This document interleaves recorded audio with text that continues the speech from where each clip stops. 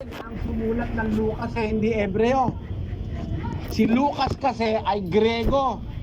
Ang sinusulatan niya si Teopilo. Si Teopilo, Grego rin. Napakamali naman para kay Lucas, sumulat siya sa Hebreo, ay susulatan niya ay Grego. Maintindihan ba siya nun?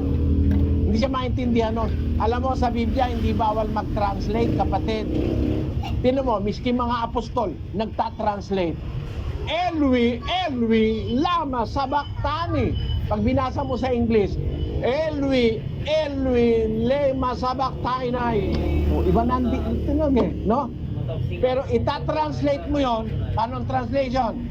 Which being translated is, my God, why hast thou forsaken me? So hindi bawal i-translate. Mismo yung mga apostol na nagsusulat ng Bagong Tipan, pag narinig nila sa Griego, tinatranslate nila sa Hebreo. Pag narinig sa Hebreo, tinatranslate nila sa Grego. O di hindi bawal mag-translate. Kahit nga pangalan, pwede mong i-translate eh. Kagaya nung Abaddon, Apollyon. Kagaya rin nung Jesus, sa English, Jesus, sa Portuguese, Jesus, sa Italian, Jesu. Jesu. Oh? Jesu. Il Nazareno. Il Re de Giudel. Oh, yan naman na nasa Italian eh, no? Ang ibig ko sabihin, kapatid, yung paniniwala ng iglesia mo na dapat lagi Yahshua, Yahshua. Mali. Bakit? May Yahshua, hindi naman siya si Jesus eh. Actually nga, si Apostol Pablo may kasama Yahshua rin eh. Ang pangalan ng isang tao na kasama ni Pablo, Yahshua. Basahin natin yung Colosas 4:11. At si Jesus na tinatawag na husto, na pawang sa pagtutuli, ang mga ito lamang ang aking kamanggagawa sa kaharian ng Diyos, mga taong naging kaaliwan ko. Ito, si Yahshua o si Jesus na tinatawag na husto. O, tinan mo, kapatid, ay kaya yung paniniwala mo, ano yun? Sasabihin sa'yo, huwag ka maniniwala dyan sa Jesus. Kasi yan, wala naman letter J sa Hebrew. Ay, kalokohan yun. Hindi naman masama sa Diyos na i-translate ang pangalan. Katunayan nga, mismong ang Diyos, inuutusan ng mga apostol mag-translate. Basahin natin ang 14:28 ng unang Korinto. Datapwat kung walang tagapagpaliwanag ay tumahimik siya sa iglesia. Pagka walang tagapagpaliwanag, tumahimik ka. Pero kung may magpapaliwanag, anong dapat gawin? 27. Kung nagsasalita ang sino man ng wika, maging dalawa o huwag higit sa 3 at sunod-sunod at ang isa'y magpaliwanag. English yan, kapatid na Daniel. If any man speak in an unknown tongue, let it be by 2, or at the most by 3, and that by course, and let one interpret. Oh, let one interpret. So interpretation of tongues is allowed by the Bible. Basahin natin yan sa Cebuano. Kung may tao nga magasulti sa sinultihan, imo akini sa tinagurha, kung labing daghan sa tinagutlo, ug kana sa banus-banus, apan usa ang magahubad. Magahubad, mag-translate. Sa Greek ang ginagamit na salita, dirmanyo. Dirmanyo. That is to translate from a tongue to another tongue. The Greek word used is dirmanyo. To translate from one tongue to another. That's why in the Bible, translation of names is not prohibited. Like the translation that was made in the name of the Lord Jesus in prophecy.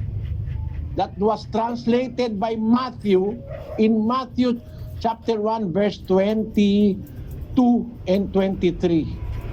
Now all this was done, that it might be fulfilled which was spoken of the Lord by the prophet, saying, Behold, a virgin shall be with child, and shall bring forth a son, and they shall call his name Emmanuel, which being interpreted is God with us. Ayon. They shall call his name Emmanuel. which being interpreted in English, it means God with us. Basahin natin sa Cebuano. Aniya karon ang ulay magapanamkon ug magaanak usa ka anak nga lalaki ug pagatawagon nila ang iyang ngalan Emmanuel. Nga kung kubaron ang Dios kauban nato. Ayon. Hindi pwedeng i-translate yung palang Emmanuel, ang Diyos kauban nato. Yun. So hindi mo masamang mag-translate, kapatid. Translate Abaddon, it will be Apollyon. Translate Apollyon, it will be Abaddon otherwise. Ano? Ganon din naman yung salitang Jesus, Yahshua, Jesu, magkakaibang nasyon, magkakaibang wika. Dapat gamitin natin ang ating sariling wika. Sabi ni Rizal, ang hindi magmahal sa sariling wika ay higit sa hayop at malansang isda. Binigyan nga tayo sariling wika ng Diyos di ba? Pilipino ka, tapos mag-Yahshua ka. Yung mga leader mo dyan sa iglesia mo, kapatid, pagbasahin mo ng Grego, di marunong magbasa ng Grego. Ang alam nila, yung Yahshua lang. Patensya ka na, kapatid, ha? Yan mga ano yan kayabangan na lang yan sasabihin, hindi katama yung Jesus. Yun nga ang translation Si Pablo sumulat sa mga taga-Korinto. Ano ba yung Korinto? Hindi ba yung Korinto sakop ng Greece? Alam nga naman sumulat siya doon sa Hebreo. Maintindihan ba siya ron? Doon niya nga sa Korinto sinabi na pagka hindi maiintindihan ang sasabihin mo, para ka nagsasalita sa hangin. Sabi niya doon sa 14:9 ng unang Korinto.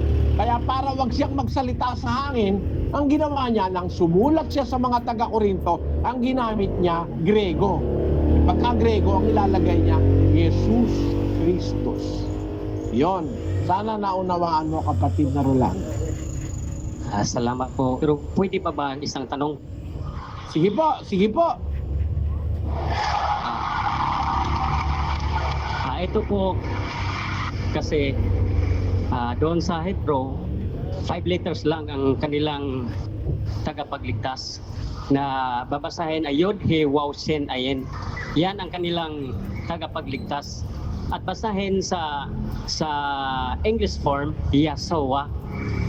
At sa transliteration naman, di ba, nagsasabi doon that transliteration bring one alphabet to another alphabet but the same phonetic sound.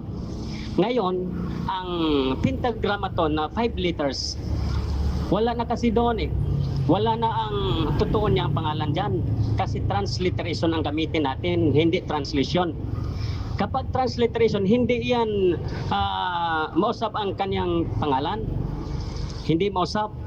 Kaya, bakit Jesus Christus ang ginawa ni Saint Jerome o Eusebius Hieronymus Sophronius na dapat ang kinangilagay Yahshua, the same phonetic sound. Bring one alphabet to another alphabet but the same phonetic sound. Isulat ito sa ibang alphabet, iba ang pagkasulat. Pero kapatid na Rolando, ikinalulungkot ko, misinformed ka, naturuan ka ng mali ang sinasabi mo. Hindi 5 letters ang Hebrew. At yung Hebrew name of God is not the name of the Savior in the New Testament. Magkaiba si Kristo kaysa sa Ama. Magkaiba yon. Hindi 5 letters yan. Sabi mo nga, tetragrammaton Pag tetra, 4 lang yon. Alam mo ba yung kahulugan ng tetra, kapatid? Gaya ng tetra pack, 4 ang kanto. Walang 5 kanto ang tetra pack. Kaya nga tetra pack, 4 ang kanto. Yung orange na naka-tetra pack, 4 ang kanto. Yung tetra, 4 letters yon. Ang nakalagay sa Hebrew original na salitang pangalan ng Diyos, Yod, He, Vav, He.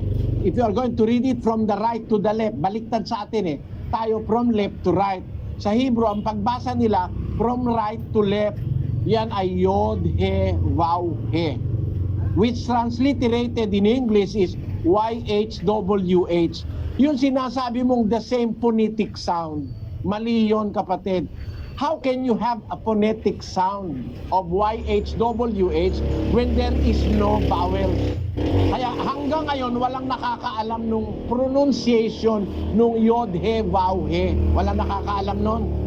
Huwag kang magpanggap na alam mo yon. At nang tagapagturo mo, mapapahiya ka riyan. Ha? Do not pretend that you know how to pronounce it.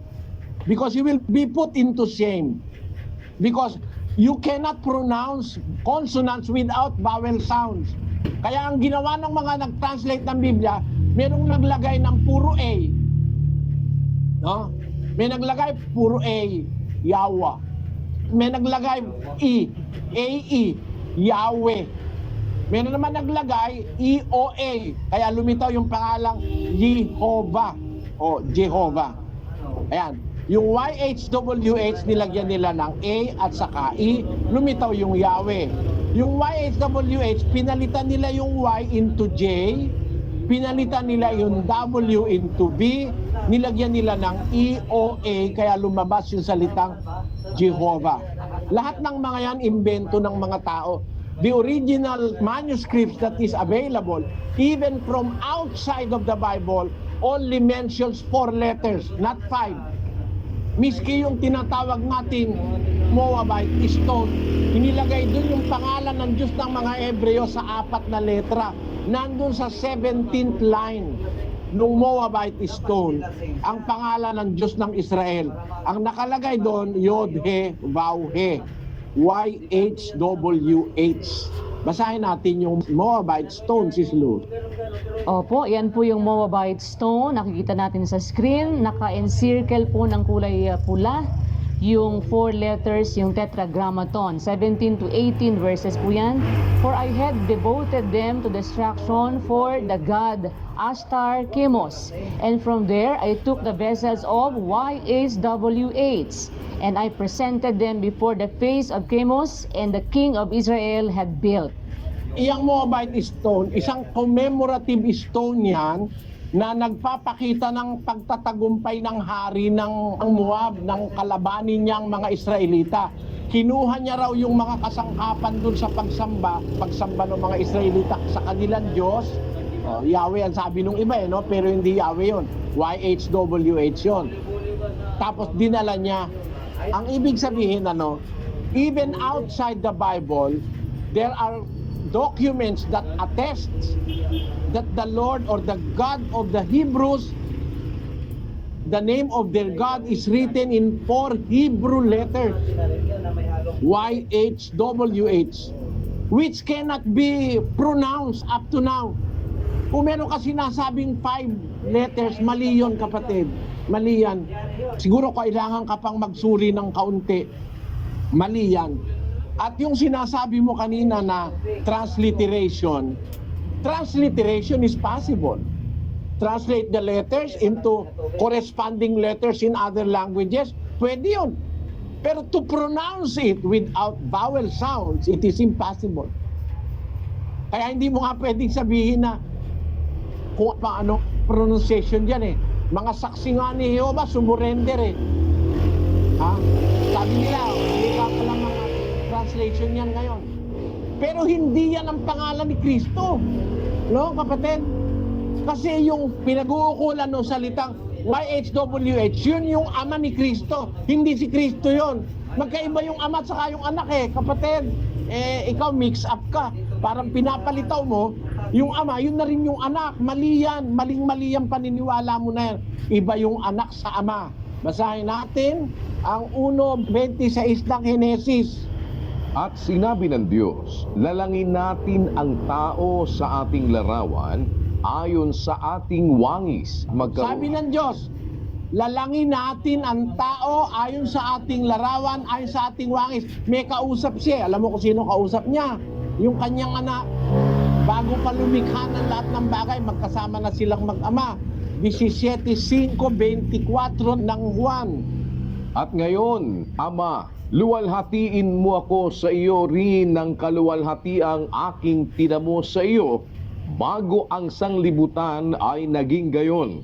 Ama, yaong mga ibinigay mo sa akin, ay ibig ko kung saan ako naroroon, sila naman ay dumuong kasama ko upang makita nila ang kaluwalhatian ko na ibinigay mo sa akin, sapagkat ako'y iyong inibig bago natatag ang sanglibutan. Bago pa nagtatag ng sanlibutan ng Diyos, magkasama na silang mag-ama.